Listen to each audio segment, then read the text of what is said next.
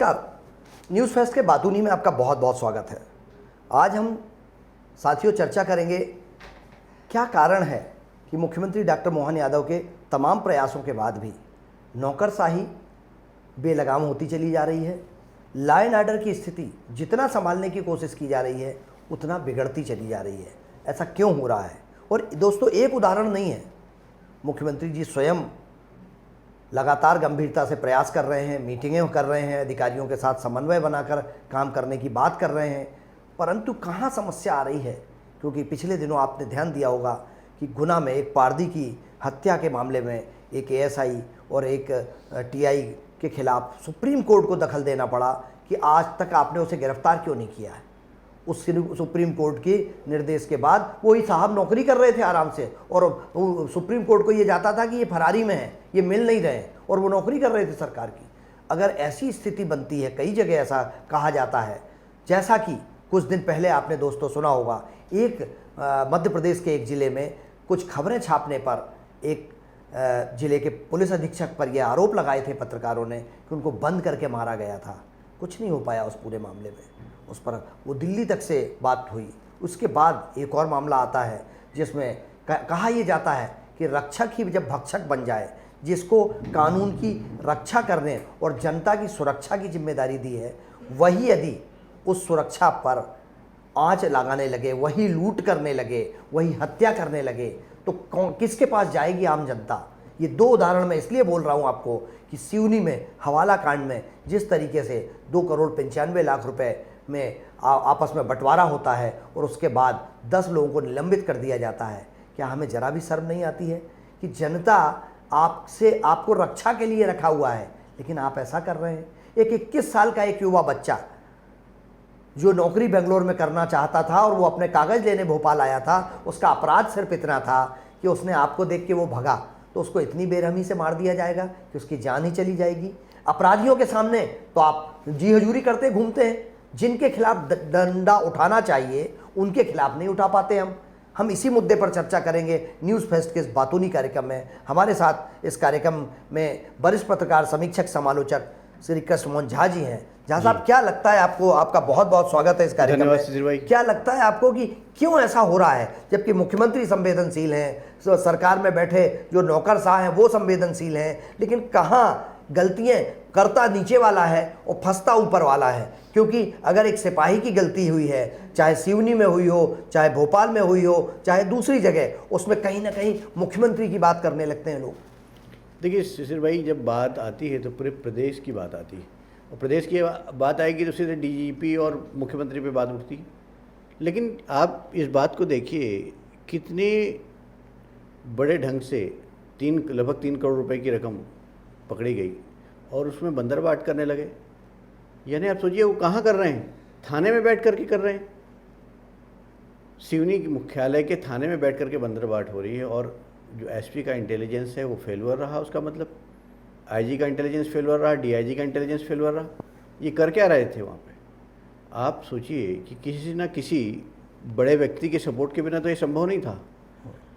Suspension, हमने पहले भी चर्चा की है, सस्पेंशन किसी चीज़ का हल नहीं है। इसमें तो निश्चित रूप से इन सब पे एफआईआर होना चाहिए, डकैती का मामला कायम होना चाहिए कि आपने लूट कर लिया, डकैती कर ली, और आगे भविष्य में इस प्रकार की स्थिति ना बने। आपने पूजा पांडे को यहाँ सस्पेंड करके यहाँ अटैच कर दिया भोपाल में, ठीक है, लेकिन क्या इससे हल निकल जाएगा क्या? यानी ये तो एक सामने आ गई चीज़ें। आप देखिए मीडिया के सामने, मीडिया बता रहा है लेकिन आप उसको संज्ञान में नहीं ले रहे हैं। मीडिया लगातार इस बात की रिपोर्टिंग कर रहा था, एसपी को बता रहा था कि ऐसा हो रहा है, लेकिन ये उसने इस पर कोई एक्शन नहीं लिया। तो कहीं ना कहीं इसमें बहुत सारी जो है कोताही बरती गई, और कहीं ना कहीं संलिप्तता किसी न किसी की रही होगी, तो ये स्थिति निर्मित हुई। अब यदि ऐसी स्थितियाँ निर्मित होंगी तो आप सोचिए क्या हो सकता है। जब आपने बहुत अच्छी बात कही कि रक्षक जब भक्षक बन जाता है तो फिर आप किसके पास जाएंगे, किससे सहयोग मांगेंगे? भाई यदि हवाला का कांड का पैसा था, कहीं हवाला से पैसा जा रहा था, तो आपके लिए तो बड़ी वो चीज़ थी, बड़ी सफलता थी, उसको काम करना था। क्यों नहीं किया आपने? तत्काल मीडिया को बुला करके बताना था कि इतनी बड़ी घटना हुई है, पैसा कहीं जा रहा है, उससे पता लगाना चाहिए। लेकिन आपने व्यापारी पे तो मामला कायम कर दिया है, लेकिन ये पुलिस वालों पे मामला क्यों नहीं कायम हुआ है? भाई डीजीपी बड़े संवेदनशील हैं, मुख्यमंत्री जी बड़े संवेदनशील हैं। डीजीपी ने कई जगहों पे इंस्पेक्टर को सस्पेंड कर दिया, अभी बैतूल में किया था, बीच में जबलपुर में किया था। तो ये सब चीज़ें हो रही हैं, लेकिन जब तक कि आप इन पे कार्रवाई होना चाहिए, एक सशक्त कार्रवाई, क्योंकि इन्हें अपराध तो इनने किया है ना। बिल्कुल भाई आप अपने कार्य को संपादित नहीं किए ये तो अलग बात है, लेकिन आपने जो अपराध किया है वो तो बड़ी बड़ी चीज़ है, इस पर क्यों नहीं मामला कायम हुआ। जी। आपने एक एसपी लेवल को के व्यक्ति को आपने जांच दी हुई है, इसको किसी बड़े लेवल पे जांच होना चाहिए।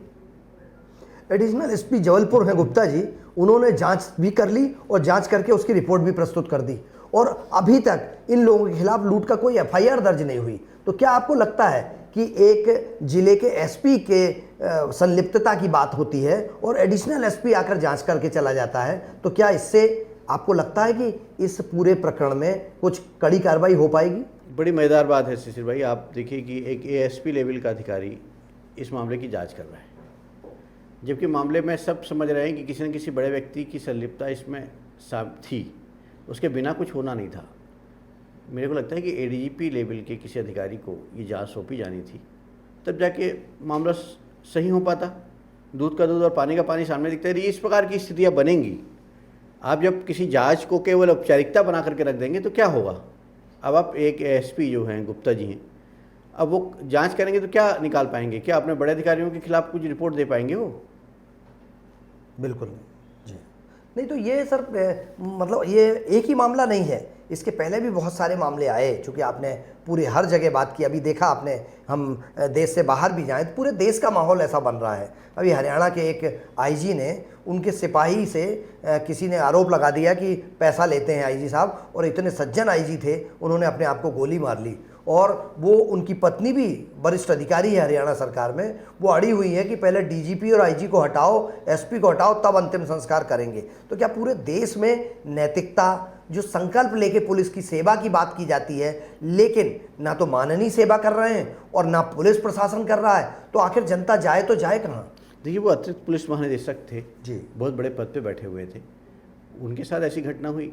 दूसरी चीज़ ये है कि केवल औपचारिकता ना की जाए। भाई यहाँ पे बैठे लोगों को ये सोचना होगा कि हम अपनी खाना पूर्ति ना करें, यदि किसी चीज़ की जांच करना है तो सही ढंग से करें। जी, जनता पे मैसेज क्या जा रहा है? जनता पे यही मैसेज जा रहा है कि लूट मची हुई है, जिस चाहे लूट लीजिए आप। जी, तो लूटने का जो क्रम है। दूसरा आप देखिए कि जो राजधानी में जो घटना घटित हुई, जी, उसमें जो पुलिस के जो 2 कर्मचारी थे उन पे पर एफआईआर दर्ज हुई। बहुत अच्छी बात है, बहुत अच्छी पेशकश की मुख्यमंत्री ने तत्काल इस मामले को निर्देश दिए और एफआईआर दर्ज कराई। मेरे को लगता है कि मुख्यमंत्री जी को तत्काल इसमें एक्शन लेना चाहिए और इसमें भी एफआईआर दर्ज कराना चाहिए। सिवनी बहुत संवेदनशील जिला है, यहाँ गौ तस्करी, चूँकि आप बॉर्डर पे लगा हुआ है, तमाम तरह की तस्करियाँ वहाँ पे होती हैं, और इस संवेदनशील जिले में इस प्रकार की घटना हमें सामने आज देखने को मिल गई। हो सकता है कि ऐसी बंदरबाट लंबे समय से चल रही हो, गौ तस्करों से पैसे लिए जा रहे हों, इस प्रकार के तमाम तरह के और भी आरोप लगते हों। जी। क्या आपको लगता है कि पर्दे के पीछे जो बात सामने आ जाती है वो तो दिख गई, अगर वो वीडियो नहीं आता तो उस बच्चे को मान लिया जाता, उसको कोई चर्चा भी नहीं करता, क्योंकि वो वीडियो सामने आने से उनकी कलई खुल गई। क्या जन्म देने से लेके परिवार अपने बच्चे को पालता पोसता बड़ा करता है, इंजीनियर बनाता है, वो लड़का इंजीनियर था और उसके बाद उसकी सिर्फ इतनी गलती थी कि वो देख के भागा, और आपने जो मेन अपराधी होते हैं उनके सामने तो सलाम ठोकते, उनके सामने बैठ नहीं पाते हैं हमारे माननीय जो रक्षक हैं हमारे, और ऐसे को पीट पीट कर मार डाला। तो ये आपको लगता है कि संवेदनशीलता नीचे तक जाना जरूरी है? क्योंकि मैं ऐसे पुलिस अधिकारियों को भी जानता हूँ जो भोपाल शहर में ही निःशुल्क 600 से ज़्यादा बच्चों को कोचिंग दे रहे हैं, पुलिस भर्ती की ट्रेनिंग दे रहे हैं, और अपना सब रिटायरमेंट के बाद और अभी कुछ सरकारी नौकरी में भी अलग से काम कर रहे हैं। मैं ऐसे अधिकारियों को जानता हूं जो जबलपुर एसपी थे और जबलपुर में रहते हुए उन्होंने सैकड़ों बच्चों की फीस भरी है, गरीब बच्चों के परिवारों में जाके मदद करते थे। एक बच्ची ने कहा कि मैं बहुत अच्छा पढ़ सकती हूँ, लैपटॉप नहीं है, तो उन्होंने जाके लैपटॉप खरीद के उसको दिया था। तो ऐसे संवेदनशील अधिकारी भी हैं। लेकिन क्या हो रहा है कि ऐसी परिस्थिति बन रही है और दिनों दिन बदतर होती चली जा रही है। देखिए शिशिर भाई, जिस ढंग से हमने जब पत्रकारिता शुरू की और देखा था कि एक नैतिक मूल्यों की बड़ी कीमत हुआ करती थी, हम जो कोई खबर करते थे तो उसका बड़ा एक्शन और रिएक्शन हुआ करता था। और आपको ध्यान होगा कि जो पुलिस की जो नौकरी होती थी, पुलिस की जो नियुक्तियाँ होती थी, उसमें राजनीतिक इन्वॉल्वमेंट बहुत कम होता था।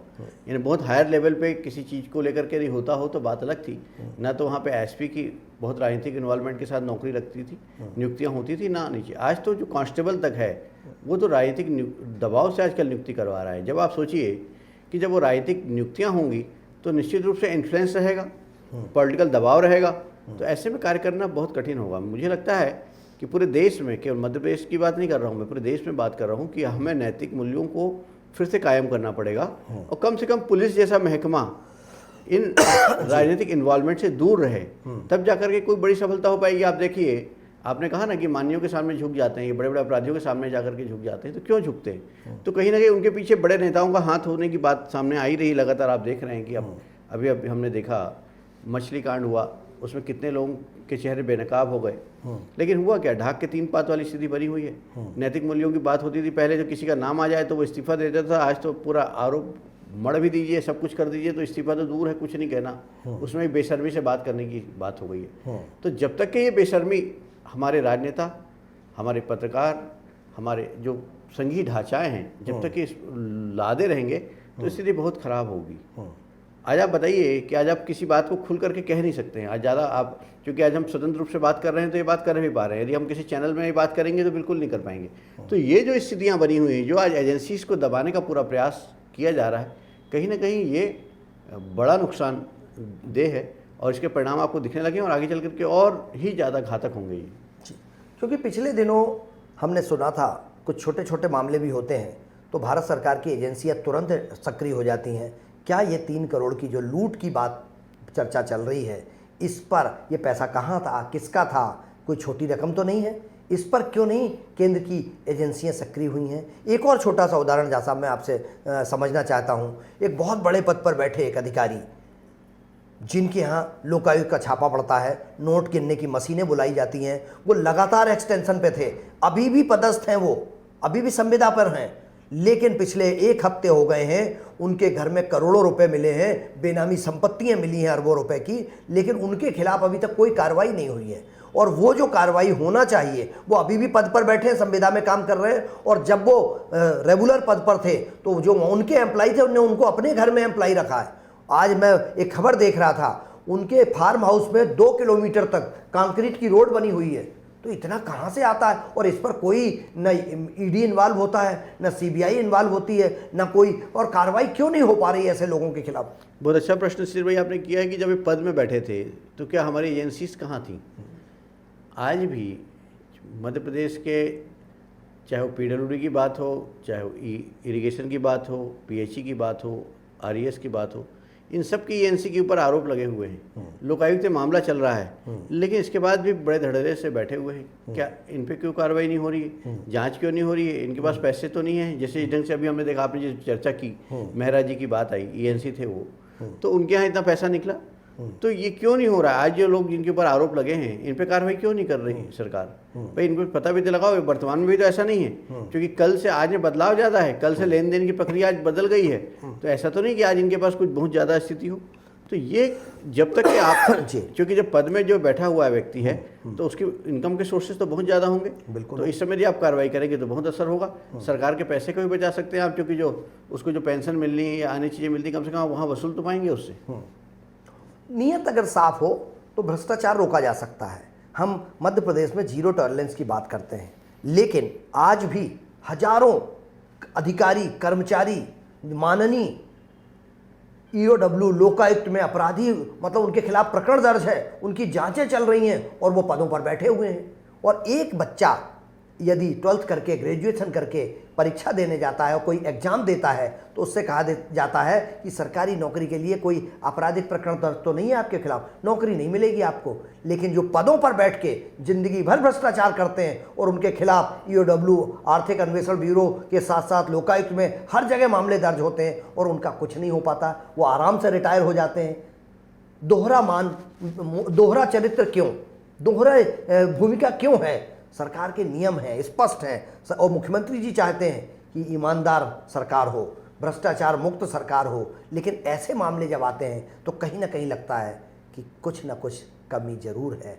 और अगर कड़े निर्णय लेना हो तो माननीय मुख्यमंत्री जी आप कड़े निर्णय लीजिए, लेकिन आपकी रात दिन के प्रयास कहीं ना कहीं ये छोटी छोटी घटनाओं से दाग लगता है उन पर, इसको रोकने की कोशिश कीजिए। हमारे साथ न्यूज़ फेस्ट के इस बातूनी कार्यक्रम में श्री कृष्णमोहन झा जी शामिल हुए।